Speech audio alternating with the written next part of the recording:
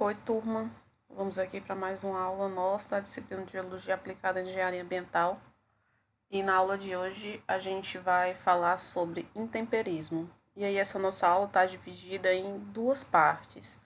Então, para a primeira aula, a gente vai trabalhar aqui com os diferentes tipos de intemperismo e a próxima aula nós vamos falar sobre o principal produto do intemperismo, que são os solos. Então, para começar, vocês estão vendo aí essa imagem, a imagem da pedra furada lá em Jericoacoara. E essa pedra, esse furo na pedra é um exemplo de um processo de intemperismo na rocha, tá? Como sempre, a gente começa aqui com os nossos objetivos. Então, o primeiro objetivo da nossa aula é entender o que é o intemperismo, aprender os tipos de intemperismo, aprender quais são os produtos gerados pelo intemperismo, compreender como ocorrem esses diferentes processos de intemperismo e entender como agem os fatores que controlam a ação intempérica. Primeira pergunta que a gente tem que responder é: o que é o intemperismo? E aqui eu coloco duas definições para vocês. Primeiro, a do Chiossi, que define o intemperismo ou meteorização como o conjunto de processos que ocasionam a desintegração e a decomposição das rochas e dos minerais, por ação de agentes atmosféricos e biológicos. E a gente tem essa outra definição aqui, que o intemperismo é um conjunto de processos físicos e bioquímicos que desgasta as rochas, modificando suas características físicas e químicas, transformando-as em fragmentos pequenos e solubilizando alguns de seus constituintes. Basicamente, o intemperismo, vocês vão ver em alguns livros escrito meteorização, é esse processo que decompõe e que desintegra as rochas. Então, a gente vai fragmentando essa rocha e vai transformando ela em outros materiais. Então, o intemperismo é um processo que nenhuma rocha escapa. Então, mesmo quando a gente tem uma rocha muito resistente, como o granito, que a gente tem visto aí ao longo das aulas, se esse material estiver sujeito por muito tempo à ação intensa do intemperismo, ela chega a se desfazer entre os dedos. Então, a gente tem aqui duas fotos de um granito da mesma localização, só que nessa primeira foto aqui que vocês estão vendo, tem um matacão. E aí, o que é o matacão? Matacão, pessoal, é um bloco de rocha. Na próxima aula, quando a gente for falar sobre os solos, eu vou dar para vocês as definições de nomenclatura em função do tamanho. Então, matacão é um bloco de rocha que tem um tamanho maior que 1 metro. Então, aqui tem um matacão de granito, onde a superfície está exposta. E, nesse caso aqui, não tem solo em cima, ele está pouco intemperizado. Tem apenas alguns líquens, que são musgos, que crescem aqui nas fendas. Quando a gente vai aqui à direita, a gente tem um saprólito. O que é o saprólito? É um solo de decomposição de rocha, desse mesmo granito. Que nesse caso aqui, como ele se situa abaixo de uma camada de solo, ele já está mais intemperizado do que esse. Então, veja, são dois desgastes no mesmo tipo de rocha. Nesse, a gente tem um processo intempérico menos agressivo e no segundo a gente já tem aqui a formação de solo. Então, o processo de intemperismo, ele gera alguns produtos. Basicamente, o produto é solo e alguns sais. Então, a gente tem aqui fragmentação mecânica e alteração química. Cascalho e areia e argila, ou mesmo os argilos minerais, são solos, tá? Então, quando eu tenho só uma fragmentação mecânica, sem que haja uma alteração da composição mineralógica, a gente vai ter basicamente cascalho, areia e silt, que eu também vou falar na próxima aula, que é o silt.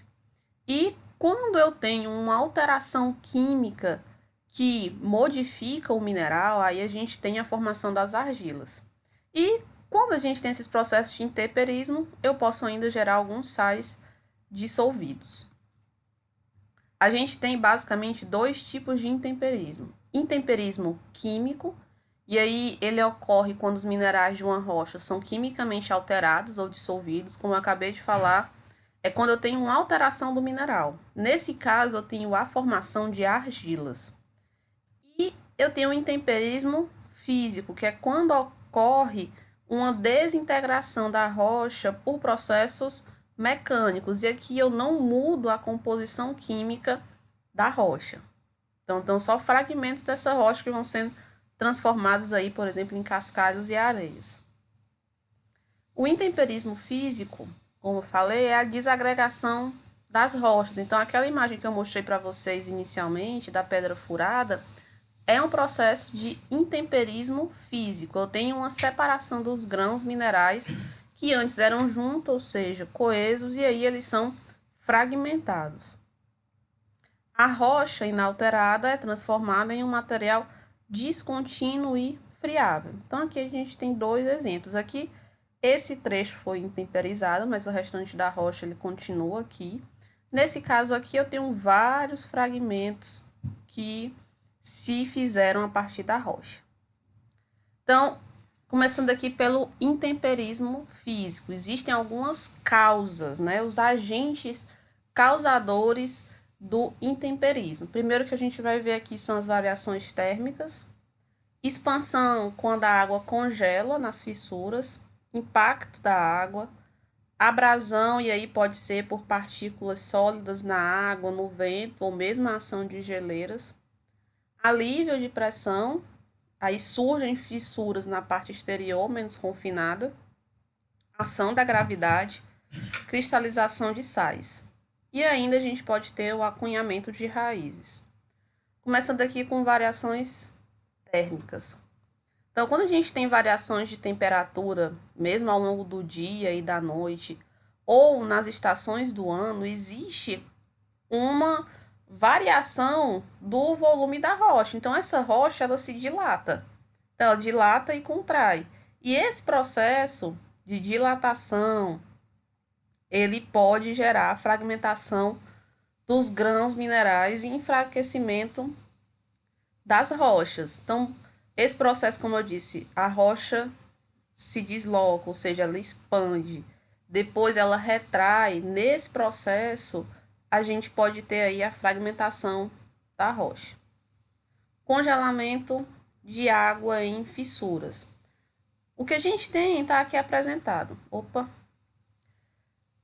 Eu tenho a chuva, que ocupa aqui os vazios que existam na rocha. Então, a água vem e ocupa essas juntas, as fraturas. Se essa água que está aqui internamente congelar, existe um processo de expansão. Porque quando a água congela, ela aumenta de volume. E não se enganem, é uma força absurda. Isso pode acontecer, por exemplo, se vocês colocarem alguma vasilha no congelador de vocês e tiver completamente cheia de água, depois de congelar, você pode ter um reservatório completamente trincado. Então, esse aumento de volume ele é de aproximadamente 9 a 10% do volume inicial. Aqui tem um exemplo de um matacão de gneiss. Gneiss, lembrando aqui das nossas aulas anteriores, é uma rocha do tipo metamórfica. E aqui o gneiss está fraturado pelo acunhamento de gelo. Uma foto aqui lá na Antártica. O próximo processo que a gente vai ver é o alívio de pressão. Isso ocorre, por exemplo, quando as rochas que estão numa profundidade maior na crosta terrestre, em algum momento elas ascendem a níveis superficiais. Então, aqui tem um exemplo, um batólito, lembrando de novo das aulas anteriores, batólito é um tipo de rocha ígnea intrusiva. Nesse caso, por processos diversos, mesmo de intemperismo, essa rocha que estava aqui em cima, ela vai se fragmentando, vai erodindo, e aí esse batólito ele atinge a superfície. Quando todo esse material ele é retirado, vejam, há uma tendência aqui de desconfinamento, ou seja, esse material que estava sob pressão, ele vai sendo aliviado. E isso vai formando juntas de alívio. Vejam a foto aqui do lado. Várias juntas de alívio geradas por esse processo, quando esse material ascendeu à superfície. Então, isso facilita todo o processo intempérico que vai acontecendo nessa rocha. A gente tem ainda a abrasão. Eu coloquei um exemplo aqui da ação de geleiras. Lembre-se sempre, todos esses processos que a gente está conversando, mesmo de intemperismo, de formação de rochas, são processos de milhões e milhões de anos. Então, a gente pode ter processos que ocorreram em eras glaciais. Então, aqui é um exemplo aqui no Brasil, lá no Paraná, a gente tem algumas bacias sedimentares, estão aqui sombreadas, com registros da glaciação neopaleozoica que existiu no continente sul-africano.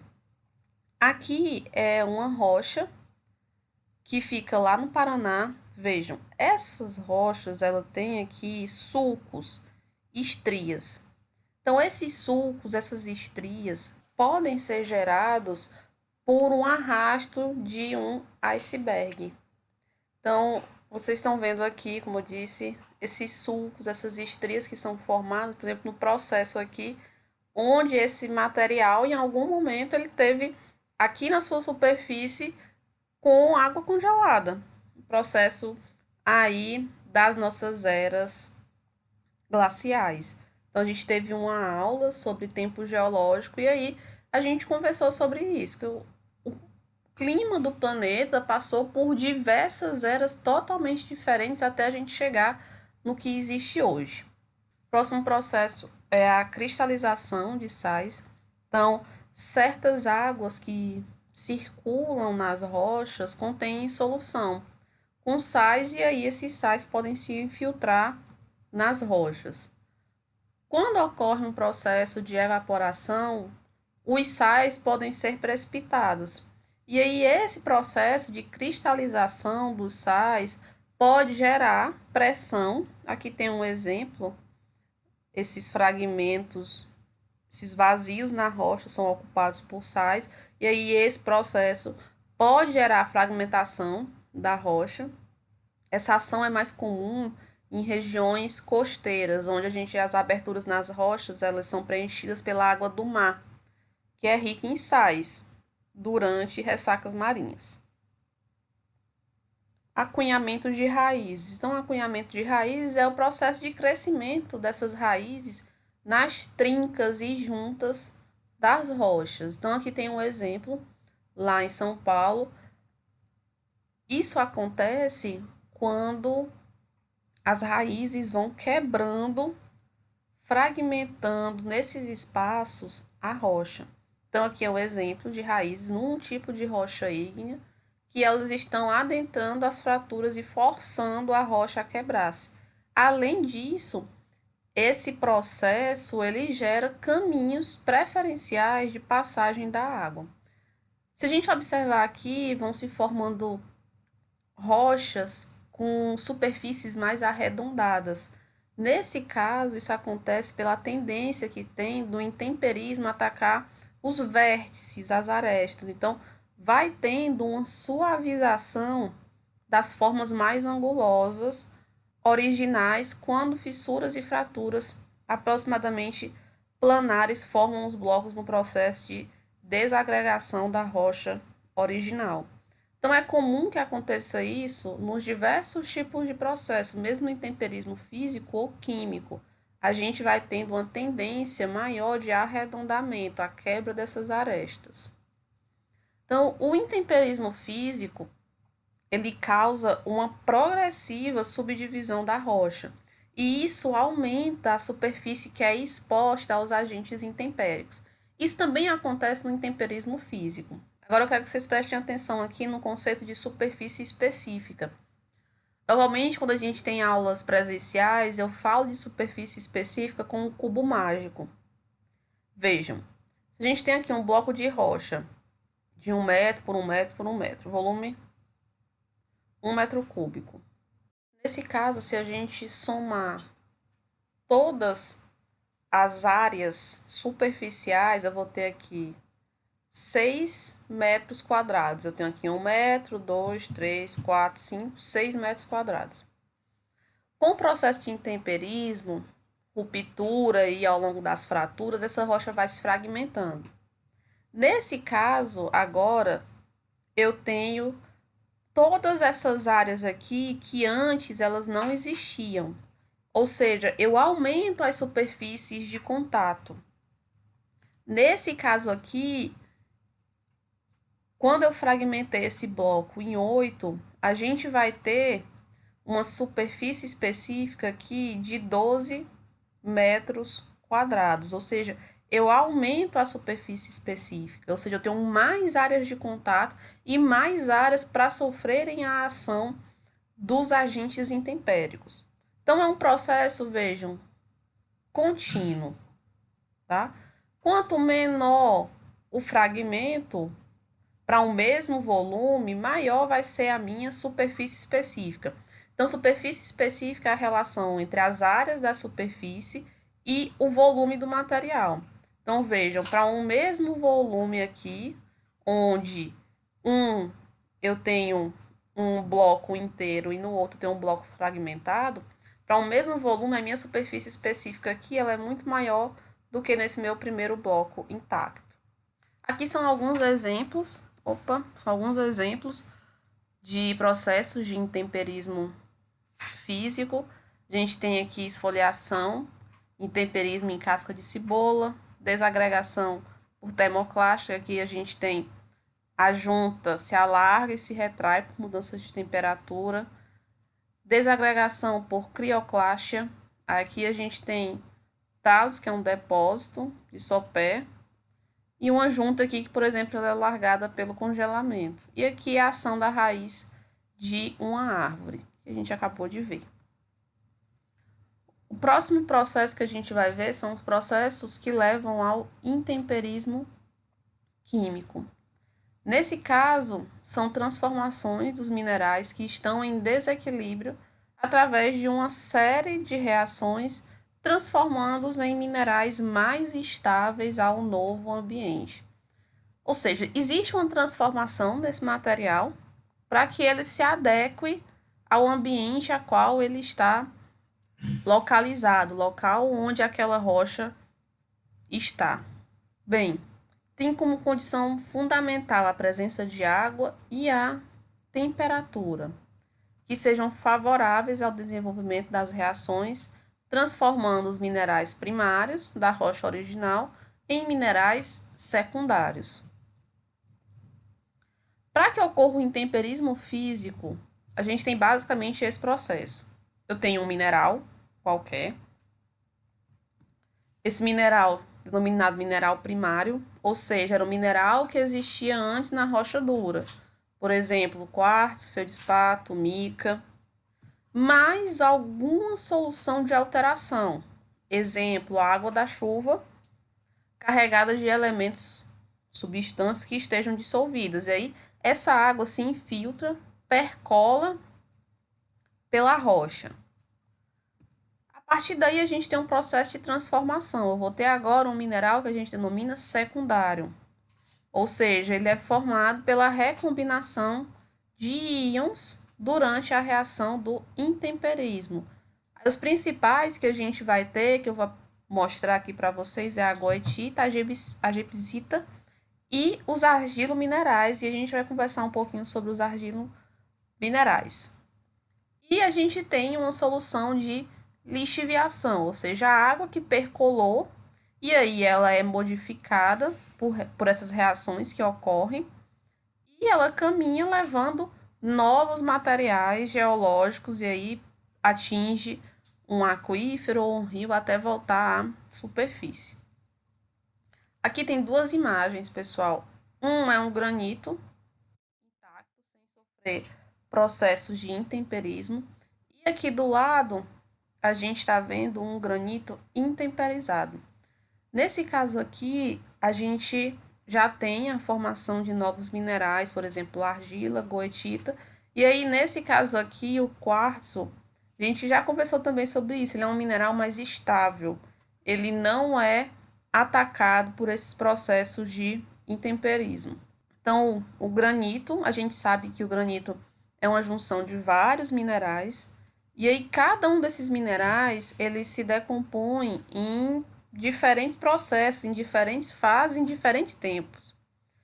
O que acaba acontecendo é que você vai formando fissuras ao longo desses contatos entre os minerais, e aí, no caso, os minerais menos estáveis vão sendo decompostos, os outros minerais, por exemplo, como o quartzo, o máximo que vai acontecendo é sendo fragmentado e aí formando nossas areias, cascalhos, etc.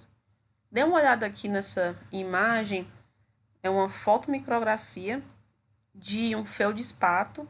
Aí vejam, marcado e corroído pelo intemperismo químico. Então, o feldspato, ele é menos resistente ao intemperismo químico e normalmente ele dá origem aos nossos argilominerais, nossas argilas. Bem, intemperismo químico. A gente vai conversar agora sobre as reações que acontecem durante os diferentes tipos de intemperismo químico. Então, a gente tem hidratação, dissolução, hidrólise e a oxidação. A gente vai começar falando sobre a hidratação. A gente vai começar agora falando sobre a hidratação. Bem, a hidratação é a entrada de água na estrutura de um mineral. E aí essa entrada, ela pode enfraquecer e formar um outro mineral com características distintas. Então, os elementos ionizados da água substituem de modo equivalente outros íons de um mineral, fazendo sua estrutura cristalina desfazer-se ou modificar-se. Então, esse provavelmente é o processo mais importante de transformação dos minerais primários em argilas e também de liberação de cátions e de sílica solúvel. Como consequência da hidratação, os minerais têm seus volumes aumentados. E aí isso acaba tensionando mutuamente, o que diminui a coesão entre esses minerais e pode causar a desintegração da rocha. Então, um dos principais processos que a gente tem aqui, que eu vou mostrar para vocês, são os argilos minerais e a transformação de anidrita em gipsita. Então, o processo de hidratação, ele adiciona a água ao mineral. Então, aqui, o primeiro caso, a gente tem a anidrita, que com a água vira a gipsita. Agora, para a gente, na engenharia, e aí na engenharia ambiental, é muito utilizado são os argilominerais, principalmente as montemorilonitas. Então, os argilominerais, eles têm essas formas mais planares.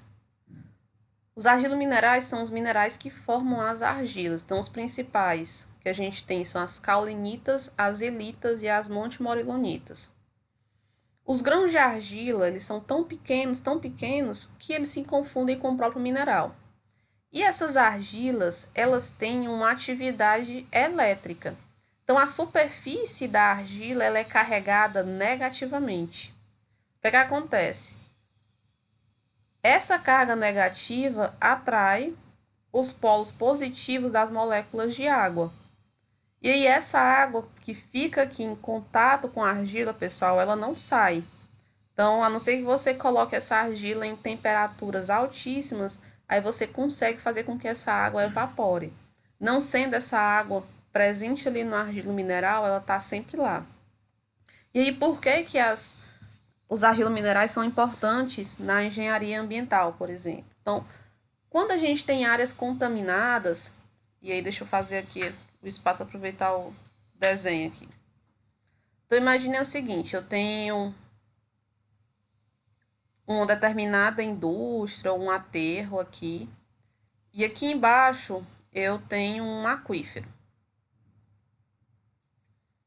Por algum motivo aqui, essa indústria gerou um processo de contaminação, o sentido do fluxo é esse, e aqui eu preciso tratar essa água contaminada e o solo contaminado também. Existem algumas técnicas para você fazer isso vocês vão aprender lá em geotecnia ambiental.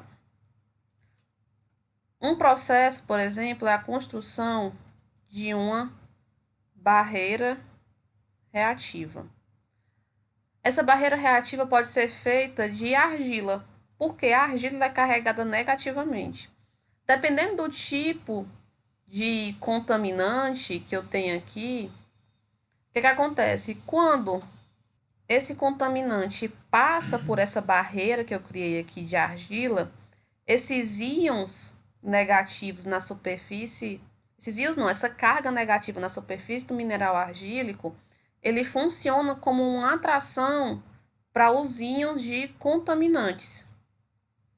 E aí, essa água desse lado que antes estava contaminada, quando ela passa pela barreira reativa, ela sai descontaminada. Então, aqui é só um exemplo de como esses minerais podem ser importantes em diversas aplicações na engenharia. Aí, como esses minerais de argila eles são formados? Então, como eu disse a vocês, os principais que a gente tem são as montemorilonitas, ilitas e caulinitas. Então, aqui, basicamente, é a junção silício e alumínio. O menor mineral que a gente tem é a montemorilonita. Então, vejam, a gente tem aqui os minerais que podem dar origem aos minerais argílicos. Então, tem minerais ferromagnesianos, feldespatos e micas, biotita e muscovita. Então, esses são os minerais primários que podem dar origem aos nossos minerais de argila. Então, os minerais de argila são todos formados por processos de intemperismo químico. Outro processo que a gente vai ver é o de dissolução. A dissolução é quando a gente tem a solubilização completa de um mineral. Esse tipo de processo ele é muito comum de acontecer em rochas carbonáticas, calcário. O que acontece? O calcário, em contato com a água que esteja mais ácida, ele se transforma em calcita. E aí você vai tendo a dissolução mesmo, esse material ele vai se desfazendo. Isso é muito comum em regiões de cavernas. Então, quando a gente tem cavernas, normalmente a gente tem rochas calcárias. E aí esse processo de dissolução, ele acontece também na halita. Eu separei um vídeo aqui que eu quero que vocês assistam. Eu vou colocar no Edpuzzle também, mas eu quero que vocês lembrem de adicionar a legenda, porque o vídeo tá em espanhol, mas tem a legenda em português, tá? Mas vocês precisam ativar. Lá nesse vídeo ele vai falar sobre o relevo kárstico, que é o relevo característico de rochas carbonáticas. Nesse caso, existe o processo de dissolução, e aí existem a formação de cavernas, de dolinas, e ele explica um pouco como ocorre esse processo nessas rochas carbonáticas. E aí, lembre-se, é um processo de dissolução. Então, parte da aula de hoje também é vocês verem esse vídeo. Aqui no Brasil, a gente tem algumas regiões, então coloquei aqui para vocês duas áreas, a Lagoa Santa, em Minas Gerais, e Parque Solon de Lucena, em João Pessoa. Então, são duas lagoas formadas por um processo de dissolução em rochas carbonáticas. Bem, o próximo processo que a gente vai ver é a hidrólise. Então, aqui em geral, esse processo é o mais importante agente químico. Nesse caso aqui, os íons da água se combinam com os compostos, ocorrendo a formação de novas substâncias. Então, qual é a diferença da hidrólise para a hidratação? Na hidratação, você adiciona a água ao mineral. Nesse caso, a água aqui, ela quebra e forma um novo mineral. Então, eu junto a água, faz essa quebra, se combina em um novo mineral. Eu não tenho mais água. No processo anterior, veja, por exemplo, nos argilominerais, a hidratação, ela funciona para atrair a água para a superfície do argilo mineral, mas essa água ela não é quebrada. Nesse caso aqui, ocorre uma substituição dos cátions da estrutura dos silicatos primários por íons de hidrogênio presentes na solução que percola na rocha, levando a uma completa destruição desse mineral. Destrói a estrutura mineral, libera cátions e ânions removidos pela drenagem, e aí, no caso, a gente tem uma recombinação em novos minerais. Aqui é um exemplo, tá? A transformação aqui de um ortoclásseo em uma caulinita e em íons e sílica dissolvida. O que a gente tem aqui são gotas de chuva. Dessas gotas de chuva, a gente tem que ter uma combinação com o CO2 no ar, para que se forme o ácido carbônico. Essa água ela precisa ser levemente ácida. O que acontece? Quando essa água levemente ácida entra em contato com o ortoclásseo, ela vai dissolver a sílica e o potássio do feldespato. Aí a gente pode ter aqui uma recombinação em caulinita e a gente tem íons de hidrogênio que são retidos pela água do argilo mineral. E a gente vai ter também aqui a sílica e os íons de potássio, que nesse caso aqui eles são lixiviados e são levados em direção aos rios. Essa hidrólise, ela pode ser total ou parcial. O que é a hidrólise total?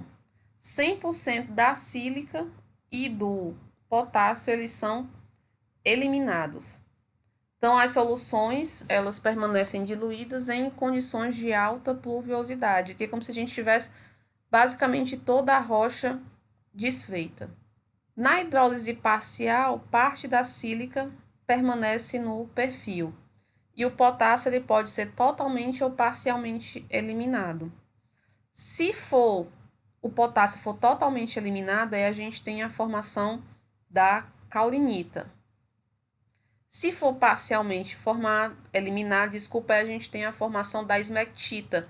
A esmectita, pessoal, é a montimorilonita, tá? É o mesmo nome para o mesmo mineral. São dois nomes, mesmo nome não, são dois nomes para um mesmo mineral de argila. O menor mineral que a gente tem é a montimorilonita ou a esmectita.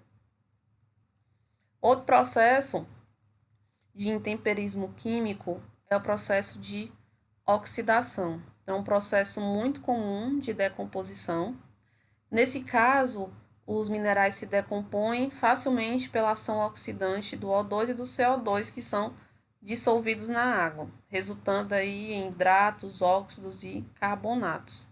Os minerais que possuem os íons de ferro 2+, na sua composição, como por exemplo a gente tem a pirita, micas, olivinas, eles são mais suscetíveis à oxidação porque o ferro 2+, ele tem uma grande afinidade com o oxigênio.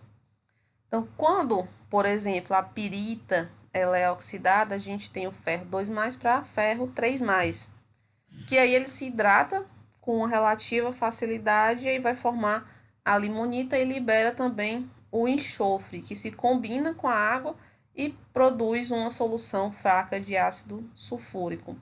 Esses ácidos eles dissolvem diversos tipos de sais, e aí eles são transportados pelos rios até as marés sob a forma de sulfato. Então, veja, são diversos processos que acontecem no meio ambiente para transformar esses minerais.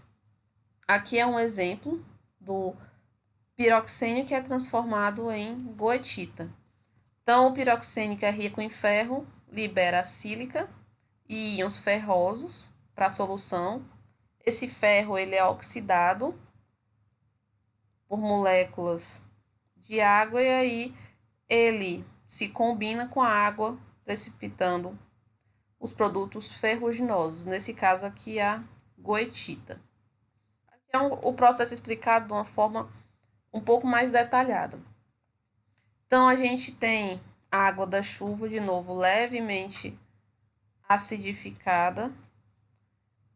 Então, o piroxênio vai se alterar e vai formar ferro 2+, tem aqui o silício e tem parte do lixiviado. Combinado aqui, ó, com o oxigênio, a gente tem ferro 3+. Então, nesse caso aqui, a gente tem caulinita com a junção de hidróxidos de ferro, que é a goetita. Aqui é o processo de formação da goetita a partir da pirita. Então, o mineral pré-existente é a pirita, eu preciso de oxigênio e água. E aqui eu tenho a formação, no caso, do óxido de ferro, que é a goetita, então aqui é a pirita e a goetita, e a gente forma esses sais que são dissolvidos e são produtos que vão para o lençol freático. Então, os três principais processos de intemperismo químico são esses que eu falei para vocês: a hidratação, a hidrólise, a dissolução e a oxidação. Existem diversos fatores que controlam a ação intempérica. Então, os principais fatores que a gente tem são o material parental, o clima, topografia, solo e vegetação e o tempo. Então, o material parental é a composição da rocha. Então, o tipo de mineral que forma a rocha vai influenciar diretamente no intemperismo que a gente vai ter. Então, o granito, por exemplo, ele é composto por vários tipos de minerais. E como eu falei para vocês, o quartzo ele não se decompõe. Ele vai permanecer no solo como um grão de areia ou pedregulho. O feldespato ele se decompõe e forma os minerais argílicos, como eu disse, é um dos principais minerais que vão dar origem a esses minerais argílicos. Então, a muscovita aqui, os minerais micáceos, não se decompõem facilmente, então as placas de mica permanecem inicialmente no solo, mas finalmente se decompõem. Então, se vocês lembrarem, na areia da praia é muito comum a gente ter aqueles materiais mais brilhosos, então aquilo é a mica. E a biotita também decompõe-se em argila e material solúvel. Aqui são duas séries de classificação de minerais mais estáveis e velocidade de intemperismo.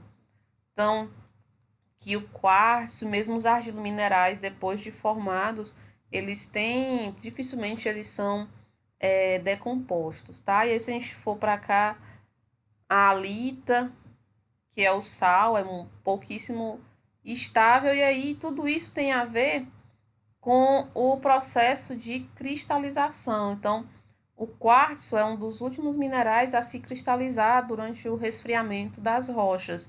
Isso dá uma maior estabilidade e uma menor velocidade, de intemperismo.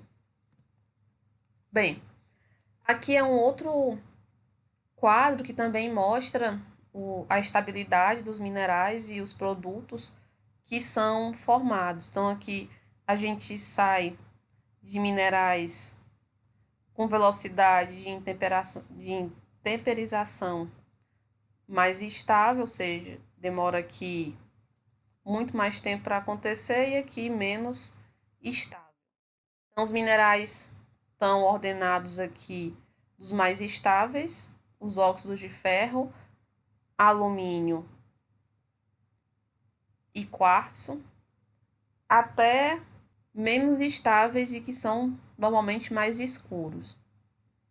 Esses últimos se decompõem, normalmente formando aqui os nossos argilominerais e os óxidos, íons em solução e a sílica solúvel. Um dos fatores mais importantes no processo de intemperismo é o clima, se não o fator mais importante. Ele determina, inclusive, se a região terá predomínio de ação física ou química. Então, quanto maior a temperatura e a quantidade de água e mais frequente a sua renovação, mais intenso e rápido vai ser esse processo de intemperismo. Temperaturas elevadas e chuvas intensas vão aumentar a taxa de crescimento dos organismos e a gente vai ter também aí uma influência sobre o intemperismo. Quando a gente tem climas muito frios, a água ela é quimicamente inativa quando ela está congelada. Do mesmo modo, quando a gente está em regiões áridas, onde a água não está disponível na maior parte do tempo. Então, exemplo, aqui no Nordeste, predomina o intemperismo físico. E na região centro-sul predomina o intemperismo químico. Se vocês forem para as regiões do sertão central aqui do Ceará, Madalena, Boa Viagem, Quixadá, Pedra Branca, nessas regiões é muito comum a gente ter rocha aflorante. Então são áreas de região clima muito quente, baixa pluviosidade. Então o processo intempérico ele demora muito mais tempo para acontecer. E aí, se a gente for para as regiões centro-sul, por exemplo, onde a gente tem uma maior quantidade de chuvas, aí a gente vai ter uma predominância de intemperismo químico. Aqui duas imagens onde a gente pode ver, vejam, quanto maior aqui a temperatura e pluviosidade, a gente vai tendo diferentes tipos predominantes de intemperismo físico ou químico. Vamos dar uma olhada bem aqui no Brasil. Aqui é a região amazônica. Essa cor mais o marrom é um intemperismo químico forte. Então, aqui a escala está ao contrário, tá, pessoal? Então, pluviosidade para cá está aumentando e temperatura para cá. Então, a região amazônica é uma região de alta pluviosidade, de temperaturas muito fortes. Então, nesse caso aqui, a gente tem uma predominância de intemperismo químico. Vamos dar uma olhadinha aqui lá em cima. Opa, regiões mais frias, ó. Nesse caso aqui, eu tenho um intemperismo físico leve. Tá? Então, baixa pluviosidade, baixas temperaturas, intemperismo físico leve. Topografia é um outro fator que influencia no intemperismo. Então, vamos dar uma olhadinha aqui, um relevo. Então, setor A é esse aqui. No setor A, veja, eu tenho uma camada de solo aqui em cima. Eu tenho uma boa infiltração e uma boa drenagem. Então, isso favorece o intemperismo químico. No setor B, as regiões mais verdes aqui, por exemplo, eu tenho uma boa infiltração, só que eu tenho uma má drenagem. Isso desfavorece o intemperismo químico. Nessas regiões aqui, C, eu tenho tanto má infiltração quanto má drenagem. E isso desfavorece o intemperismo químico, só que favorece o processo de carreamento das partículas, que a gente chama de erosão. Ou seja, aqui eu tenho uma predominância de intemperismo físico. Solo e vegetação são dois fatores que influenciam também nesse processo de intemperismo. Então, vamos ver aqui cada um dos dois. Então, o solo ele é considerado tanto um produto do intemperismo como um fator que o influencia. Se a gente tem uma rocha que ela é recoberta por uma camada de solo, há uma facilidade maior dessa rocha se intemperizar, porque o solo ele pode funcionar como um retentor de água, um retentor de micro-organismos. Então, tudo isso vai fazer com que a rocha que esteja abaixo dele passe mais tempo em contato com esses agentes intempéricos. Ao mesmo tempo que se eu tiver vegetação também sobre uma dada região, eu vou ter um crescimento maior de raízes, eu vou ter elementos que modificam o microclima, eu vou ter a presença de resíduos orgânicos e acaba que essa vegetação também protege o solo contra a erosão. O tempo é um outro fator, só que o tempo vai depender da região também, do tipo de rocha que a gente esteja, do clima. Então, quando a gente tem climas mais agressivos, muito quente ou muito frio, a gente trabalha aí com a ordem de milhões de anos para que você tenha um certo aprofundamento de perfis de alteração. Região de clima frio, por exemplo, aqui, Escandinávia. Superfícies graníticas expostas há cerca de 10 mil anos possuem um manto de alteração de pouquíssimos centímetros. Clima tropical na Índia. Se a gente aqui é um exemplo, tem cinzas vulcânicas de 4 mil anos que desenvolveram uma camada de solo argiloso de quase 2 metros. Então vejam a diferença da Escandinávia aí para a Índia. No primeiro caso, ela está muito mais tempo exposta, só que eu tenho pouquíssimos centímetros de espessura. Região úmida, Havaí. O intemperismo em lavas basálticas permitiu formação de solo para cultivo em apenas um ano. Então, o tempo, nesse caso, ele é relativo. Tudo vai depender do clima. Um exemplo que tem nos livros, se vocês forem dar uma olhada, é essa agulha de Cleópatra, em um granito. Essa agulha ela sofreu um processo de alteração muito mais intensa em Nova York, quando ela foi trazida do Egito para Nova York. Vejam, em 75 anos, ela se deteriorou muito mais do que em 35 séculos no Egito. Olha a diferença, aqui a gente não consegue mais ver as inscrições. Então, percebam a diferença que o clima vai fazer. Então, o tempo, ele é relativo, tá? Depende principalmente do clima. Então, aqui são os principais fatores que controlam as taxas de intemperismo. A gente já falou sobre cada um deles. Então, as propriedades da rocha, o clima, presença ou ausência de solo de vegetação e o tempo de exposição.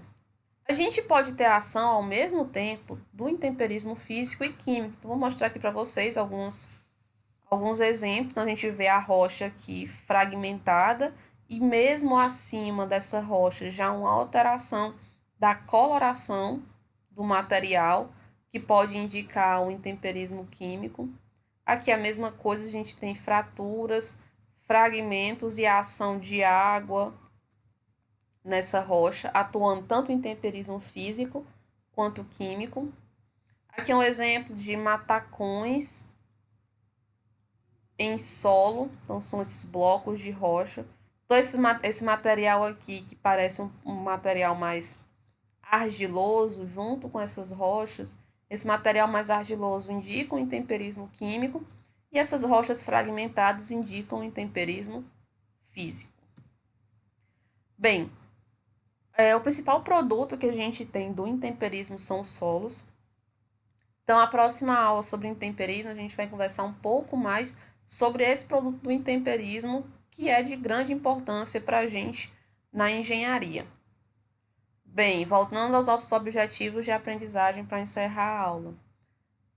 É importante que vocês tenham entendido o que é o intemperismo, os diferentes tipos, compreender como ocorrem esses processos, tanto do intemperismo físico quanto do intemperismo químico, e aprender quais são os produtos gerados pelo intemperismo. Aqui, bibliografia, pessoal, material de apoio, e as dúvidas a gente tira na nossa aula. Então é isso, até a próxima.